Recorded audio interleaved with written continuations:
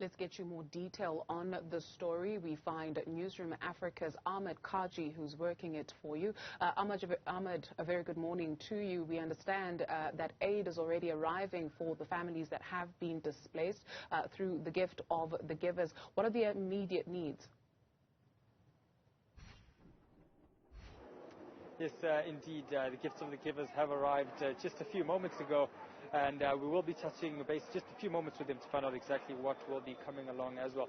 But to do a big thing from the government perspective on what we are expecting within the next 30 to 45 minutes or so, the Johannesburg Mayor, Dr. Palazzi, will be arriving here to engage with the community here and the residents here within the informal settlement, and also just do an oversight inspection to see exactly what will be needed and what exactly the government from the city of Johannesburg will be doing to ensure the recovery does take place as well. But as you mentioned, the gift of the givers have arrived on scene just a few moments ago, and I'll actually bring in one of the Johannesburg coordinators over here. Thanks very much for your time today.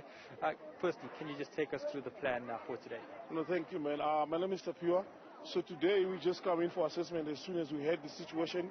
So we came here today, we went in, and we assessed. So far we've also realized that it's cold. It's going to be cold tonight, it's going to be cold today. And there's already water that is splashed. So we are basically looking at providing the immediate aid, which is hot meals today. We also make sure that we've got blankets. People are really into blankets, it's going to be cold. And we've already started to work together with our disaster management to make sure that we can negotiate with other surrounding committee members that can provide shelter just for tonight, while the government is actually working on a plan. And we're also going to be providing blankets and mattresses as well.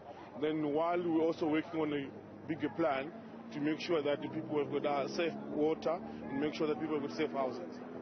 So people, what goes into the logistics of this? I mean, it's less than 12 hours since the fire broke out and your team's already here. It cannot be 12 hours here because when it comes to disaster management, it has to be immediate, and the plan has to be discussed immediately and be implemented immediately.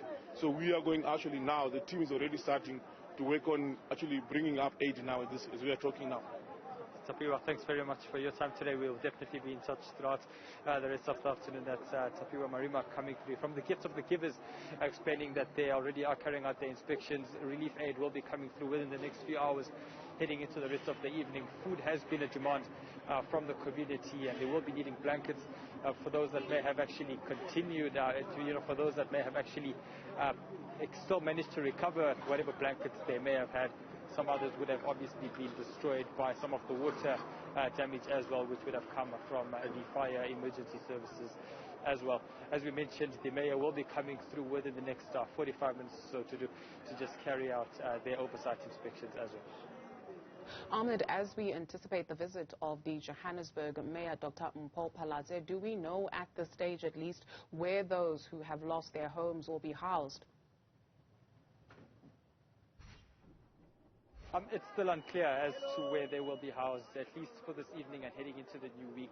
Whenever there happens to be a fire like this in any particular area, it's simply a case of residents trying to take salvage as much corrugated iron as possible to at least try rebuilding either in this particular area or in another area as well. But the ground over here is completely waterlogged as well, so actually setting up any type of shelter would be exceptionally difficult. I'm sure the city of Johannesburg will be giving us some guidelines as to what their officers will be doing to ensure that the residents over here do have shelter at least for tonight, and then perhaps make plans heading into the new week as to where they will be stationed. But fires like this have happened various times in recent years as well, so perhaps there seems to be a slight challenge and a slight concern from the government on exactly what should be done in the long term, or at least in the medium to long term, to ensure that incidents like we have seen don't necessarily continue and don't repeat themselves. As you mentioned, last year we saw 9 people dying in a similar incident like this, where a fire had broken out in an informal settlement and lives were lost. We have seen 1 life already lost today, 1 man being burned beyond recognition, and another one in hospital as well. I mean, that's 1 life too many, as government officials have been coming through and saying in recent years whenever there happens to be incidents like this.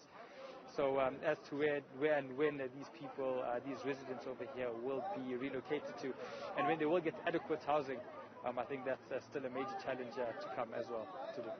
I guess we'll get those details from the relevant officials when they come and comb through the scene later on. Ahmed Kajee, thank you very much.